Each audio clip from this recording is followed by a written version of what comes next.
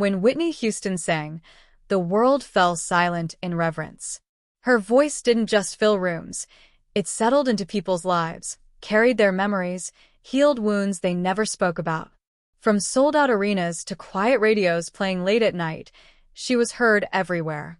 Or so everyone believed. What most people never realized was that while millions listened to her voice, almost no one listened to her. Behind the flawless notes and standing ovations lived a woman carrying words she never sang, truths she never voiced, and fears that never made it into any song. This story begins on a night when Whitney understood, with painful clarity, that being heard and being understood were not the same thing at all. It's the story of what the applause drowned out, and what finally began to rise when the music stopped. If this story moves you, don't forget to like the video, subscribe, and turn on notifications so you never miss the next chapter. When the first note left my mouth, the arena changed shape. That's the only way I can explain it. 40,000 people inhaled at once, and suddenly the space felt smaller, closer, like every heartbeat had leaned toward me. The lights were blinding, hot against my skin, but I didn't flinch. I never did. This was the moment everyone came for, the moment I was expected to be undeniable. And I was. My voice rose, clean and powerful, cutting through the noise, carrying every promise the world had ever attached to my name. I saw people crying in the front rows. I saw hands lifted like I was offering something holy. Somewhere in the distance, I heard my own name being shouted, stretched and broken by excitement. Whitney, Whitney, Whitney. I sang the way they needed me to sing. But even as the applause swelled, something inside me stayed quiet. I had learned over the years how to separate the sound from the meaning, the voice from the woman. On stage, I was certainty. Control. Perfection. Off stage, I was tired in a way sleep never fixed. Tired of being celebrated for what I could give and ignored for what I was losing. Between songs, I smiled and let the crowd breathe. The band waited for my cue. My heart beat steadily, but my chest felt tight, like there was something lodged behind my ribs, a sentence I had been holding in for too long. I looked out over the audience and realized something that unsettled me deeply. They were listening, but they weren't hearing that. They didn't hear the conversations that ended the moment I entered a room. They didn't hear the decisions made about my life while I was busy surviving the last one. They didn't hear the way my silence had slowly been mistaken for consent. The next song started. Muscle memory took over. My body knew exactly what to do, even when my mind drifted. I remembered being younger, singing in church, when music felt like truth instead of expectation. Back then, I believed my voice meant freedom. Now, it felt like proof. Proof that I was still useful, still marketable, still acceptable. As I held a long note, the crowd erupted again. Cameras flashed. Somewhere backstage, people were already congratulating themselves on a flawless show. I wondered how many of them would notice if I stopped mid-song. If I lowered the microphone and said something real instead of beautiful. The thought scared me. Not because I didn't know what I would say, but because I knew exactly what it would cost. When the set ended, the applause followed me like a wave as I walked off stage. The curtain closed, muting the roar, and just like that, the magic dissolved into fluorescent lights and hurried footsteps. A towel was pressed into my hand. Water. Compliments. Schedules. "You are incredible," someone said. I nodded automatically. In the hallway leading to my dressing room, my reflection caught my eye in a mirrored panel. The woman staring back at me looked composed, confident, untouched. But her eyes told a different story. They looked like they were waiting for permission. Inside the dressing room, alone at last, I sat down and let the silence settle. No crowd. No music. Just me and the sound of my own breathing. I whispered, "Is this all they hear?" On the table lay a small envelope I hadn't seen before. Plain. No name. No explanation. Just one word written in careful ink. Listen. My stomach tightened as I reached for it. Because for the first time that night, I had the unsettling feeling that someone else knew exactly what I hadn't been saying and was daring me to finally speak. I didn't open the envelope right away. I sat there, staring at it like it might breathe if I looked too long. The room still smelled like hairspray and warm lights, the faint echo of the crowd lingering in my bones. My hands rested in my lap, fingers tense, as if my body already knew the weight of what waited inside. I had learned to be careful with unexpected messages. Finally, I slid a finger under the flap. Inside was a single sheet of paper. No letterhead, no signature, just a few lines typed clean and deliberate. You sing what they want, You say what they allow. but you're not invisible, even when you're quiet. My chest tightened. This wasn't fan mail. This wasn't admiration. It felt observant. Personal in a way that crossed a line I hadn't noticed anyone approaching. I read it again, slower this time. There was a sound at the door, a soft knock. I folded the paper quickly and slipped it into my bag before calling out. Yeah. My tour manager stepped in, smiling too wide. Car's ready. They're saying this might be one of the strongest shows of the tour. I smiled back. That reflex was deeply trained. Good. As we walked down the corridor, I felt the paper burning against my side like a secret with teeth. I tried to tell myself it meant nothing. People project onto me all the time. They think they know me because my voice has lived in their homes, their cars, their heartbreaks. But this felt different. In the car, city lights streaked past the window as if the night itself was in a hurry. My phone buzzed nonstop. Congratulations, praise, requests. I answered none of them. My mind stayed fixed on that word. Listen. Back at the hotel, I went straight to my room and locked the door behind me. The quiet pressed in immediately, heavy and intimate. I took off my heels, my jewelry, the layers that made me look like something the world recognized. Then I took the paper out again. On the back, barely visible, was a time and a place. Tomorrow, 10:30 p.m. An address I recognized, a small rehearsal studio I hadn't used in years. I sat on the edge of the bed, heart pounding, logic fighting instinct. Every rule I had learned told me not to go, not to respond, not to acknowledge the possibility that someone saw me more clearly than I wanted to be seen. But another voice, quieter, older, whispered that maybe this wasn't about danger. Maybe it was about truth. The next day passed in a blur of obligations. Interviews, meetings, people talking at me, around me, for me. No one mentioned the letter.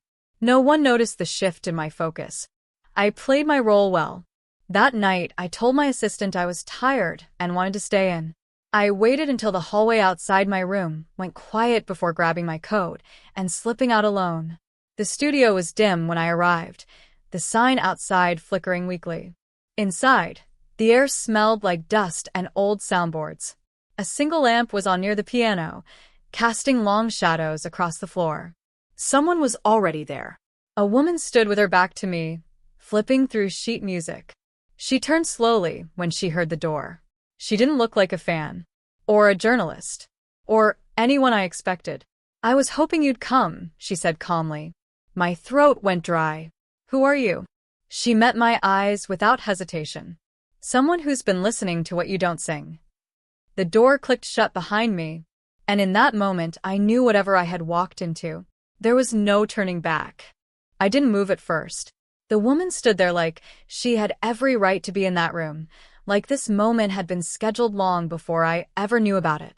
She was in her late 30s, maybe early 40s, dressed simply, jeans, a dark jacket, no attempt to impress.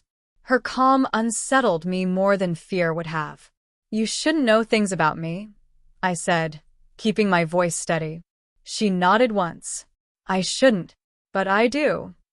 I stayed near the door, one hand resting against it, grounding myself. Start talking, I said. Now. She introduced herself as Claire Reynolds, a former sound engineer. Former, she emphasized, like the word carried scars. She gestured toward the piano, but I didn't sit. I didn't want comfort. I wanted answers. I've worked rooms you've sung in, she said. Not on stage. Behind walls. Control booths. Places no one looks. I crossed my arms. Then you've heard a lot of singers. Yes, she replied. But I've only heard one woman disappear between songs. That landed harder than I expected. Claire reached into her bag and pulled out a small recorder. She placed it on the piano, but didn't turn it on. I'm not here to trap you, she said. I'm here because people have been using your silence as leverage. And it's getting worse. My pulse quickened. Worse how? She hesitated. That hesitation told me everything. They record you, she continued. Not just performances. Rehearsals. Private conversations. Studio downtime. Anything that can be framed later if you step out of line. My stomach twisted. That's illegal. She let out a humorless breath. So are a lot of things that happen quietly. I wanted to deny it, to call it paranoia. But memories surfaced, conversations cut short, comments quoted back to me months later with precision I didn't remember offering. Why tell me now? I asked. Because you're starting to notice, she said gently.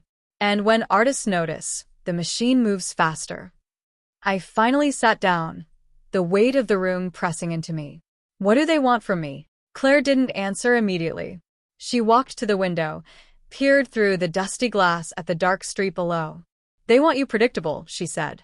Grateful. Controlled. And most of all, quiet. A sharp laugh escaped me. I sing for a living.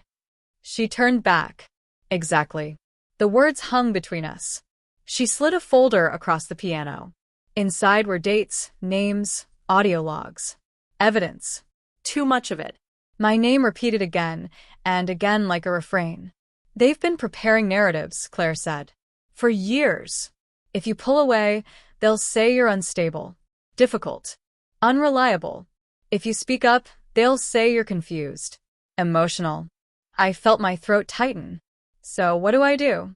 Claire's eyes softened, but her voice stayed firm. You decide whether you want to keep being heard or finally be understood.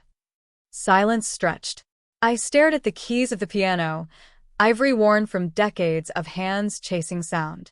I thought about all the times I had swallowed words to keep peace. All the moments I chose survival over honesty. I don't know how to do this, I admitted quietly. You don't have to do it loudly, she said. Just truthfully. A sudden noise outside made us both freeze. Footsteps. Voices. The handle of the front door rattled slightly. Claire's expression changed instantly. We need to stop. Why? I whispered. Because this wasn't supposed to happen tonight. The door creaked open. A shadow stretched across the floor, long and unmistakably deliberate. And in that moment, I realized someone else had been listening too, and they were done letting me speak in private. The shadow at the door didn't rush in. That was the first thing I noticed, the restraint. Whoever it was wanted us to know they were there. Wanted control before confrontation. The door opened fully, and Marcus Hale stepped inside. He smiled the way men do when they believe they own the room. Whitney, he said warmly, as if we were old friends meeting by chance. You disappeared after rehearsal. People get worried when you disappear. Claire stood slowly, positioning herself just slightly in front of me. Not protectively, strategically. I was invited, Marcus continued, eyes flicking to her. But I see I'm late. You're early, Claire replied flatly. For once. His smile thinned. Still sharp. That's good. I felt my chest tighten. Marcus wasn't just a suit. He was a gatekeeper. The kind who didn't raise his voice because he never had to. This is private, I said, forcing strength into my tone. He turned to me fully then, concern painted perfectly across his face. Of course it is. Everything about you is private. That's what we protect. The word protect made my jaw clench. Marcus glanced at the folder on the piano. I'd hoped we wouldn't bring old ghosts into this. They're not ghosts, Claire said. They're recordings. A pause. Calculated. Marcus exhaled slowly, like a disappointed parent. Whitney, do you know how many people depend on your voice staying exactly where it is? I stood up. My knees shook, but I stood. You mean profitable? He chuckled softly. You mean alive. That hit me harder than any threat. You walk away, he continued. Labels collapse. Tours cancel. Staff lose jobs. You don't just affect yourself. The familiar weight pressed down, guilt, responsibility, obligation disguised as care. I had worn it for years. And if I stay? I asked. Then this conversation never happened. Claire scoffed. You can't erase awareness. Marcus's gaze hardened. I don't need to. I just need to redirect it. He stepped closer to me. You're tired, Whitney. The press already sees it. One wrong move, and they'll decide the story for you. Something inside me cracked, not loudly, but finally. I'm not a story, I said. His eyes softened again. That's exactly what makes you dangerous. Silence filled the room. My heart pounded so loudly, I was sure they could hear it. Claire leaned toward me, voice low. This is the moment, she whispered. Not a stage. A choice. Marcus noticed. Be careful, he warned her. You don't belong here anymore. She straightened. Neither does fear. I looked at both of them, the system that shaped me and the truth that threatened it. For the first time, I didn't feel small. I felt exposed. And exposure, I realized, was not the same as weakness. I'm done performing gratitude, I said quietly. I'm done pretending silence is loyalty. Marcus's face went still. No smile. No warmth. You don't get to rewrite the contract, he said. I met his stare. I already have. Another long pause. Then he nodded once. Very well. Just remember, when the world stops clapping, it can get very lonely. He turned and walked out, the door closing behind him without drama. The room felt different after he left. Lighter. Terrifyingly open. Claire released a breath she'd been holding. You just crossed a line. I sat back down, hands trembling.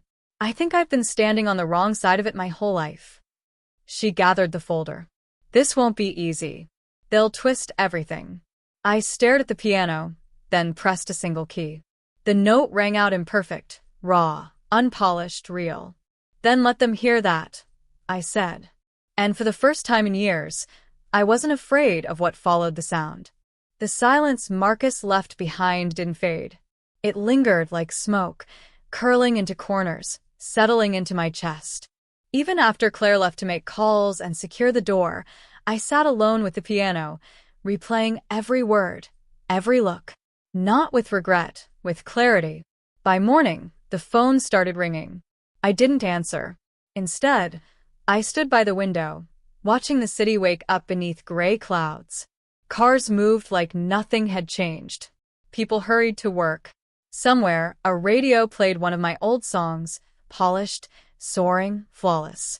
It sounded like someone else. When Claire returned, she didn't smile. They're mobilizing, she said, dropping her bag. Publicists. Lawyers. Friendly journalists. I nodded. Of course they are. They want a statement. Something reassuring. Whitney is resting. Whitney is grateful. Whitney remains committed. The words felt heavy, pre-written, familiar. And if I don't? I asked. Claire met my eyes. Then they'll release one without you. I laughed softly, not amused, just exhausted. So I've always been optional. Your truth isn't, she said. That afternoon, we moved to a smaller studio across town.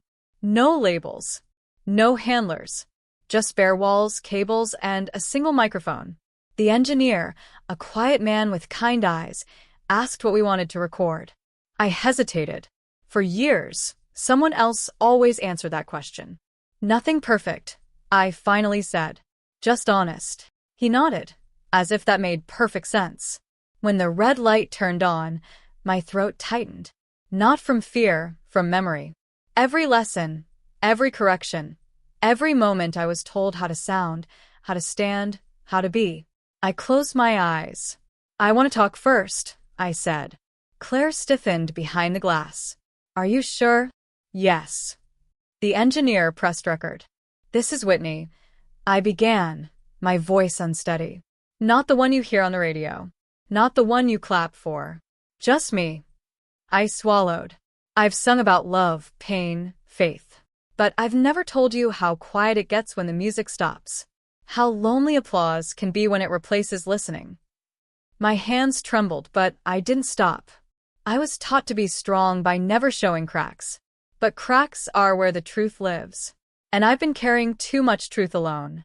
Behind the glass, Claire wiped her eyes. When I finished, no one spoke. Then the engineer quietly said, "Do you want to sing now?" I stepped closer to the microphone. The song that came wasn't written. It wasn't structured. It wavered. My voice broke in places. But every note belonged to me. When it ended, the room felt holy in its stillness. That night, the recording leaked. Not the song, the confession. By morning, headlines exploded. Whitney Houston breaks silence. Fans shocked by raw audio message. Industry insiders call it career suicide. Marcus called. I didn't answer. My mother called. I answered that one. "Baby," she said softly, "are you okay?" I exhaled for the first time all day. I don't know, but I'm finally telling the truth. There was a pause. Then, "I always wondered when you'd let yourself breathe." Tears slid down my face. By evening, the backlash arrived. Contracts frozen, meetings canceled, friends suddenly unavailable. But something else arrived too. Messages. Thousands of them. I thought I was alone. "Thank you for saying what I couldn't. I don't hear a fallen star. I hear a human." I read until my eyes burned. Claire sat beside me, scrolling quietly. "You've changed the narrative," she said. "They can't put this back in the box." I looked at the city lights flickering on one by one. "I didn't mean to start a revolution." She smiled faintly. "You just stopped lying." For the first time, the future didn't look controlled or safe. It looked real. And somehow that felt like freedom. The world didn't end the way they said it would. No thunder. No final curtain. Just a quiet morning where I woke up without dread pressing against my ribs. The fallout continued, of course it did. Invitations disappeared. Radio stations hesitated. Executives debated whether honesty was a phase that would pass. I let them talk. For the first time, I wasn't listening for permission. I went for a walk alone, no sunglasses, no security. Just me and the cold air. People passed by, some recognizing me, some not. A woman selling coffee smiled and said, "Good morning," without awe or expectation. It felt like a gift. Back at the apartment, Claire had set up the small recorder again. "There's pressure," she said carefully. "They want you to clarify, to soften it, to explain what you meant." I shook my head. I said exactly what I meant. She studied me, then nodded. "Then maybe it's time you say what comes next." I sat down, staring at the microphone. It no longer felt like a cage. It felt like a doorway. "This isn't a comeback," I said when the red light came on. "It's a continuation. But on my terms." I spoke about rest. About choosing silence when noise becomes poison. About learning that love doesn't always clap. Sometimes it just stays. I spoke about faith, not as a performance, but as a quiet agreement with myself to keep going even when certainty disappears. When I finished, Claire didn't rush to post it. She asked, "What do you want now?" The question stunned me. No one had asked it that way before. I thought of stages, lights, gowns. Then I thought of mornings without fear. Of singing because I wanted to, not because someone demanded it. "I want space," I said. "And time." That answer changed everything. Weeks passed. The storm settled into a strange calm. Some doors stayed closed. Others opened quietly, without spectacle. I sang once, not for cameras, but in a small room for people who knew my story because it sounded like their own. No critics. No reviews. Just listening. Afterward, a young woman hugged me and whispered, "You helped me forgive myself." That mattered more than any chart. One evening, I stood on a balcony overlooking the city. The same city that once felt like a spotlight now felt like a landscape. Vast. Complicated. Alive.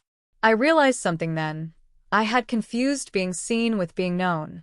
They had seen me my whole life. But now, finally, I knew myself. The applause might return someday. Or it might not. Either way, it no longer defined the value of my voice. I picked up a notebook and wrote a single sentence. Perfection was never my purpose.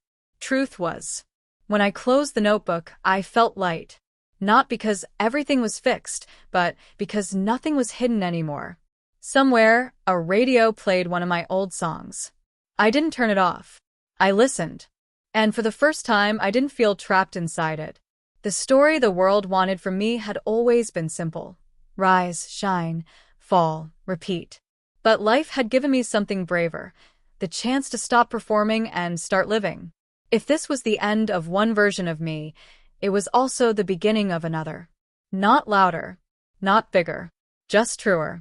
And that, I finally understood, was the song I had been trying to sing all along.